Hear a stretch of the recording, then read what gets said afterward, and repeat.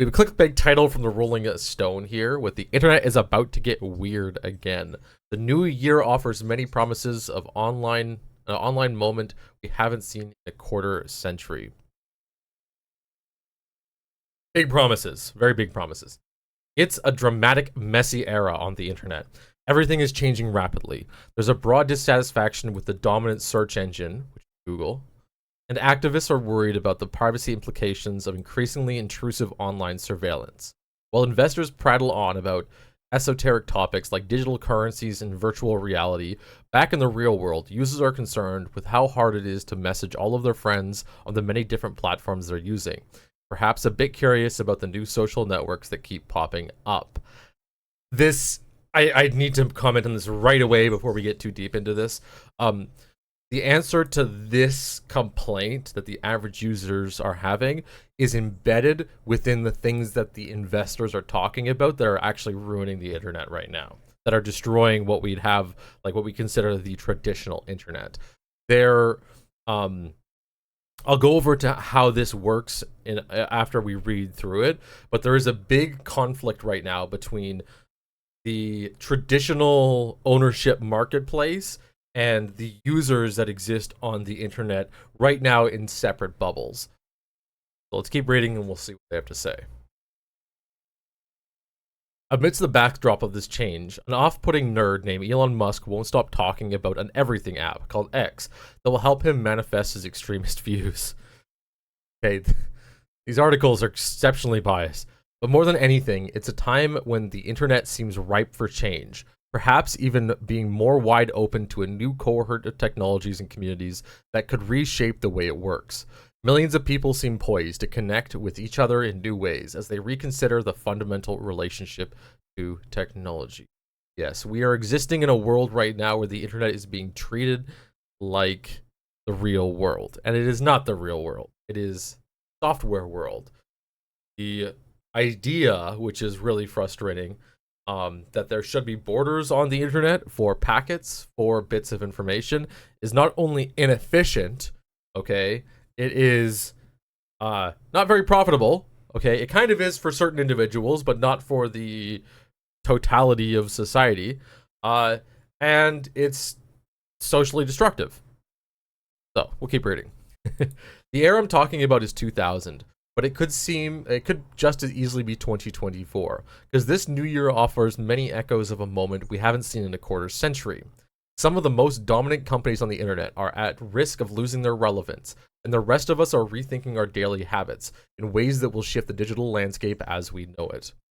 Those specifics are hard to predict. We can look to historical precedents to understand the changes that are about to come, and even to predict how regular internet users, not just the world's tech tycoons, may be the ones who decide how it goes.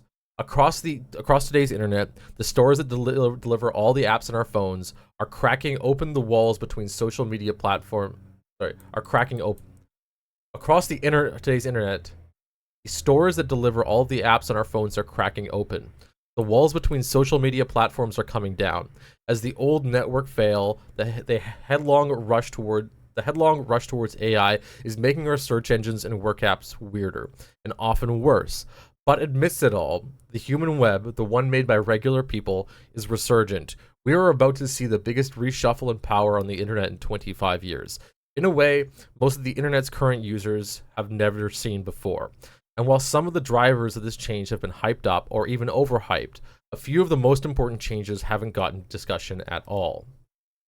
The first thing to understand, I want to point out too before we go to the next section, this is really important. This is where the Scrub Club matters to me a lot. This is where the Tech Garage, which is this system right back here, matter to me a lot, because in an era where everybody's talking or has been talking about things going up in the cloud, in an era where a lot of stuff happens outside of your house, I do think it's important that we have local nodes of information.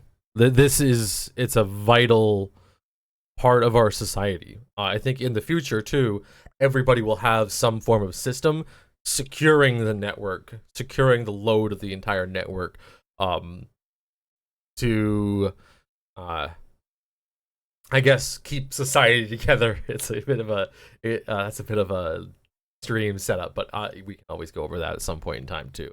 always usually say but never get back to it. We can get back to it though later on if somebody asks. The self-hosting is really important. The first the first thing to understand about the new era of the internet is that power is undoubtedly shifting. For example, regulators are now part of the story. An ironic shift for anybody who was around in the dot-com days, the EU tech giants like Apple are being forced to hold their noses and embrace mandated changes, like opening up their devices to allow alternative app stores to provide apps to consumers. This could be good news, increasing consumer choice and possibly enabling different business models. How about the mobile games that aren't constantly pestering games for in-app purchases? Back in the US, a shocking judgment in Epic Games, that is Fortnite folks, lawsuit against Google leaves us with the promise that Android phones might open up in a similar way. That's not just good for billions of people who own smartphones. It's part of a sea of changes for the coders and designers who build apps, sites, and games we all use. For an entire generation, the imagination of people making the web has been hemmed in by the control of a handful of giant companies that have had enormous control over things like search results or app stores or ad platforms or payment systems. Going back to the more free-for-all nature of the 90s internet could mean we see a proliferation of unexpected, strange new products and services. Back then, a lot of technology was created by local communities or people with a shared interest, and it was as likely that cool things would be invented by universities and nonprofits and eccentric lone creators as they were made to be made by giant corporations. Take the web browser itself. It was originally created by Tim Berners-Lee at a publicly funded research laboratory, and the most popular early version was created at the University of Illinois. And as the web took off, individual creators often tested the limits of what their web browsers could do. With popular sites like GeoCities, like millions of regular people built individual websites with wildly different, if often awful, aesthetics and designs. This is really important. Right now, the internet has become the series of templates that you have to pay or you have to provide some form of value to them for you to use these templates. Back in the old days, like of the internet, well, you can see how lazy things are at the moment with these kind of templates where it's literally just video, text, stuff on the side. There was a website back in the old day called StumbleUpon, and I don't think it exists. StumbleUpon. Oh, it might still actually exist. Join Mix. I have no idea what this is. But all you would do is you would just click StumbleUpon, and it would flip you through websites. And there would be ways of building websites that would blow your mind. You would have no idea that you were looking at a website. You'd come across something and it would be a white page. And then you'd be, what the heck is this white page? Then you move your mouse and suddenly a big burst of colors and information would come from the mouse. And you'd scroll down and then text would appear with all the information. And it was an excellent, beautiful way of building the internet. And we don't see that anymore. We see these structured individual templates, which are kind of terrible. So hopefully, this is what this article obviously is pushing towards. In that era, people could even make their own little social networks. So the conversations and content you found on an online forum or discussion were likely to have been hosted by the efforts of one lone creator, than to have come from some giant corporate conglomerate. It was more democratized. It was a more democratized internet, and while the world can't return to that level of simplicity, we are seeing signs of a modern revisiting of some of those ideas. Consider the dramatic power shift happening right now in social media. Twitter's slide into irrelevance and extremism as it decays into X has hastened the explosive growth of a whole host of newer social networks. There's the nerdy vibes, the non-commercial Mastodon communities, each with its own set of Dungeons and Dragon rules to play by. Ridiculously hedonism of Blue Sky, like your old Tumblr timeline at its most scandalous. And at least it's not LinkedIn noisiness of Threads, brought to you by Instagram, meaning Facebook, meaning Meta, brought to you by Instagram, meaning Facebook, meaning Meta. There are a lot more, of course, and probably another new one popping up tomorrow. but that's what's great about it. A generation ago, we saw early social networks like LiveJournal, Zanga, and Black Planet, and Friendster, and many others come and go, each finding their own specific audience and focus. For those who remember a time in the last century when things were less homogeneous and different geographic regions might have their own distinct music scenes or culinary traditions, it's easy to understand the appeal of an online equivalent to different connected neighborhoods that each have their own vibe.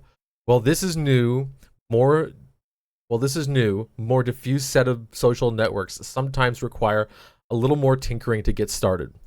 They epitomize the complexity and multiplicity of the weirder and often more open web that's flourishing today.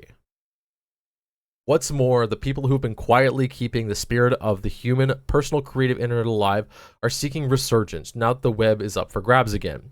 Take someone like Everest Pipkin, an award-winning digital artist and activist who has been making games, videos, interactive sites, and video streams, all exploring the boundaries of digital culture. They evoke the open endless of the 90s internet, but with the modern sensibility that comes from someone who wasn't even born when the web browser was first invented. Or check out the Society for Poetic Computation.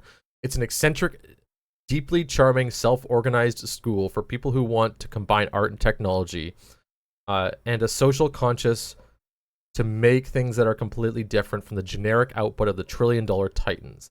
Just one extraordinary example is Netta Bomani, one of the co-directors of the SFPC, whose unique and interesting digital works could never be built on the template of the last generation of homogeneous social network tools.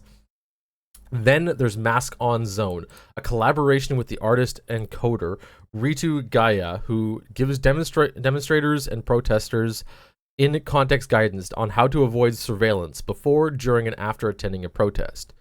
And Bomani's work often circles back to another staple of 90s fan culture, printed zines, often taking the form of workshops on zine making. It's an example of taking online culture back offline,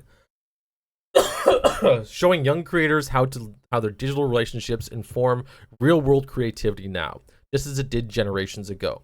It seems likely that nearly everyone's daily digital diet will include some smattering of these kinds of wonderfully idiosyncratic creations right alongside the latest memes on their For You page. Holy moly, this is an article. We'll keep going. We'll run with it to the end because I'm actually really interested in it. There are many more. Stephen Bohake has been working for years to enable almost anyone to create simple automated bots, offering up everything from a consistently updated view of the weather at the South Pole to one that posts excerpts from the city of New York's archives of civic data. Here's a map of every Latin cultural organization at the city. The ones that post obscure and delightful images from the collection museums around the world. That kind of creativity has been stifled as Twitter fell apart and other platforms like Reddit cracked down on independent developers.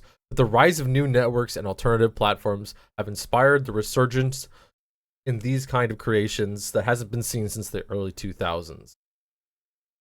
Was that Elin Kinderman Uhlendorf has been exploring a similar space, encouraging people to escape the algorithm through a series of tools and websites which show regular internet users that another digital world is possible, with examples like Utune, which let users explore original songs that have been streamed very few times, helping you find music that might have been ignored by the algorithm but are still worth hearing. And here's someone like Darius Kazemi, a computer programmer and community organizer that has been patiently toiling away building tools to let owners build healthy, constructive, human-scale online communities. The sort that are full of acts of kindness and genuine connection, instead of incessant fights about hate speech.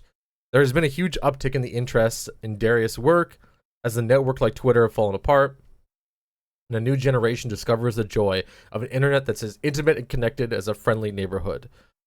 And this harkens back to the surprising and delightful discovery that often underpinned the internet a generation ago. Sometimes the entire platform you were using to talk to others was just being run by one passionate person, We're seeing the biggest return to the human-run personal scale web that we witnessed to since the turn of the millennium, with enough momentum that it's likely that 2024 is the first year since then that many people have the experience of making a new connection or seeing something go viral on a platform that's being run by a regular person instead of a commercial entity. It's going to make a lot of new things possible. I'm not a Pollyanna about the fact that there are still going to be lots of horrible things on the internet. That too many of the tycoons who rule the tech industry are trying to make the bad things worse. After all, look at the last wild era online led to. There's not going to be some new killer app that displaces Google, Facebook, or Twitter with love-powered alternative. But that's because there shouldn't be. There should be lots of different human scale or alternative experiences on the internet that offer up home-cooked, locally grown, ethically sourced, code-to-table alternatives to the factory-farmed junk food on the internet. And they should be weird. Oh, this article hits me close. This is what I really hope the techgarage.ca is. This is what I hope my little scrub club community is, because I do believe that the internet should be this place of small, tight-knit communities, because right now it's too big. It's way too pyramidy at the moment. It definitely shouldn't be that way.